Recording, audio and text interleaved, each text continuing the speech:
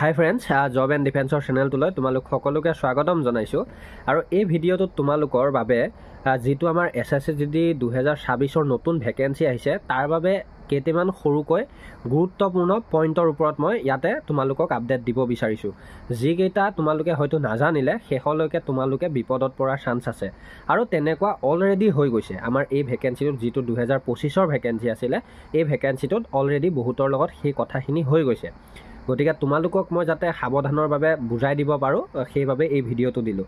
তোমালোকে শেষলৈকে ভিডিঅ'টো চালে গোটেইকেইটা পইণ্টৰ ওপৰত ক্লিয়াৰিটি পাই যাবা। তোমালোকে কথাখিনি এনেকুৱা যে তোমালোকে যিসকলে এইবাৰ একদম 18 বছৰ বয়সত ভৰি দিছা, তোমালোকে একদম 18 বছৰ হৈছে সময়সীমা, আৰু 18 বছৰ হৈ ভাবিছা যে মই SSCGD এপ্লাই কৰিম, সেইসকল।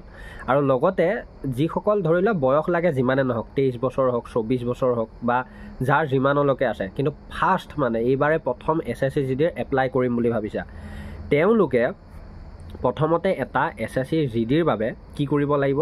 SSCGDৰ ৱেবছাইটত তোমালোকে এটা ID বনাব লাগিব। ID কি? তোমালোকক মই ছাইডতে লগাই দেখাই দিম। এটা মই দি দিম স্ক্ৰীন ৰেকৰ্ডিং কি? মই স্ক্ৰীনশ্বট এটা দি দিম। তো IDটো তোমালোকে বনাব লাগিব। আৰু IDটো বনোৱাৰ লগে লগে তোমালোকে তাতে OTR কৰিব লাগিব। OTR মিনছ কি?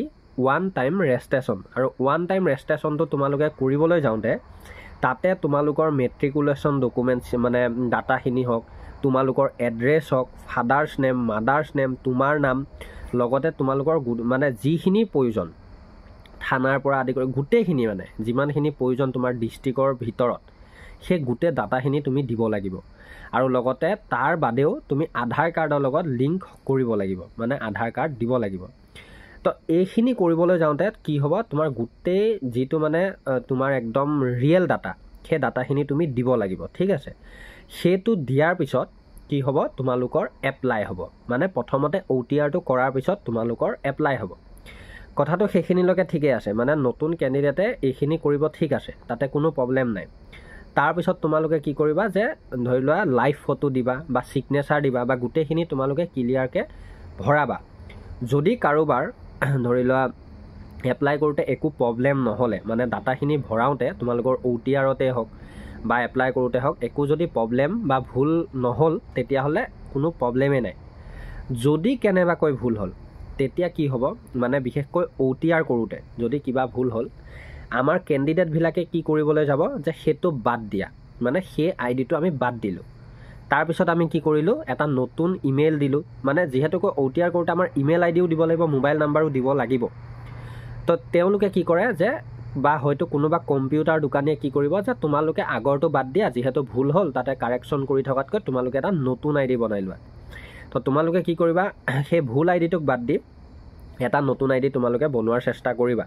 তো তাতে কি কৰিবা? নতুন এটা আকৌ ইমেইল ID, কাৰণ ইমেইল IDটো আমাৰ বহুত থাকে বা বনাই ল'ব পাৰি। তো নতুন এটা ইমেইল ID বা ফোন নাম্বাৰ এটা বেলেগ দি দিলা, আৰু তোমালোকে ধুনীয়াকৈ আকৌ ছেইম ডাটাখিনিকে দি পেলাই আধাৰ কাৰ্ড, যিহেতুকৈ সেইখিনিতো বদলাই নল'ব বা বদলি নহ'ব, তোমাৰ এজনে যিহেতু মানুহ, গোটেইখিনি আকৌ তুমি দি দিলা, ছাবমিট কৰি দিলা, এপ্লাই হৈ গ'ল।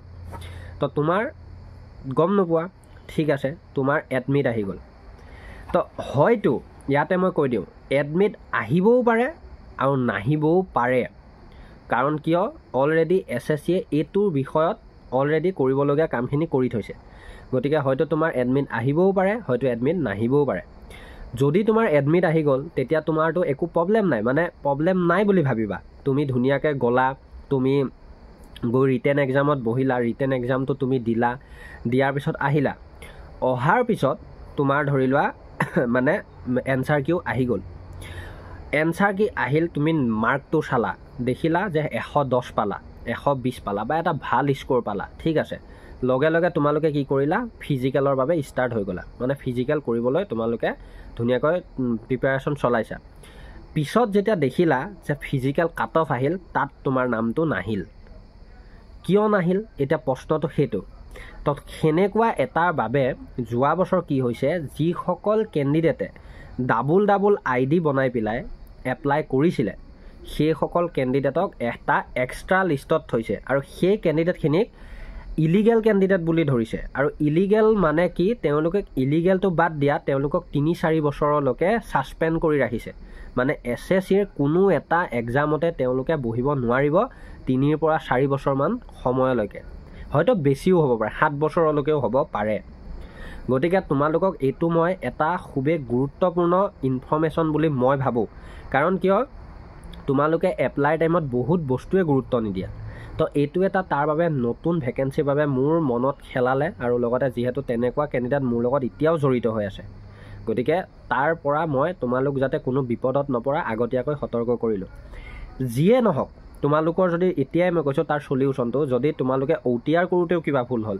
একো চিন্তা কৰিব নালাগে তোমালোকৰ প্ৰপাৰলি তোমালোকে এপ্লাইড যিমানখিনি ডাটা আছে শুদ্ধকৈ ভৰাই দিয়া যদি তোমালোকৰ কিবা প্ৰব্লেম হয় তেতিয়া তোমালোকৰ যদি ডিভিৰ টাইমত ধৰে তেতিয়া তুমি তাৰ বিপৰীতে কোৰ্ট এফিডেভিট বা কিবা তোমালোকৰ সলিউশ্যন থাকিব একো প্ৰব্লেম নাই তোমালোকে বাচি যাবা কিন্তু সেইটো নকৰি যদি মই কোৱাৰ দৰে তোমালোকে 2টা ID বনাই দিয়া সেইটো তোমালোকে পাৰ্মানেণ্টলি ছাছপেণ্ডেড কেণ্ডিডেট হৈ যাবা বা ইলিগেল কেণ্ডিডেটত পৰিবা হয়তো তোমালোকৰ ওপৰত তদন্তও চলিব পাৰে গতিকে এইটো এটা প্ৰধান সমস্যা 2 নম্বৰ সমস্যাটো হ'ল কি যে এজন কেণ্ডিডেটে যেতিয়া 2টা ID বনাব 2খন এডমিটো আহি যাব পাৰে তো যদি কেনেবাকৈ গৈ তেওঁ 2টা মানে এক্সাম দিছে ৰিটেন এক্সাম 2টা ডেটত দিছে তো সেই কেণ্ডিডেটজনৰটো তাতকৈ বেলেগ পানিছমেণ্ট হ'ব মানে তাতকৈও তেওঁক হয়তো কাৰা শাস্তি দিব পাৰে গতিকে মই এটা কথা কৈছোঁ তোমালোকে নতুনকৈ যিহেতু SSC GDৰ লগত জড়িত যিখিনি জব মানে জড়িত হৈছা 18 বছৰ হওক যিয়ে নহওক তো জড়িত থাকিবা জব এণ্ড ডিফেন্সৰ লগত এনেকুৱা ইম্পৰ্টেণ্ট টপিকছবিলাক তোমালোকক মই এটা দুটাকৈ দি থাকিম আৰু SSC GDৰ ওপৰত যিটো নতুন ভেকেন্সি আৰু ইম্পৰ্টেণ্ট লাগতিয়াল ভিডিঅ'বিলাক আহি থাকিব জড়িত থাকিবা জব এণ্ড ডিফেন্সৰ লগত আৰু ইম্পৰ্টেণ্ট কথা থাকিলে ডিছক্ৰিপশ্যনত গৈ তোমালোকে মোৰ ইনষ্টাগ্ৰামত যাবা গৈ পেলাই মেছেজ কৰিব পাৰিবা ধন্যবাদ জয় আই অসম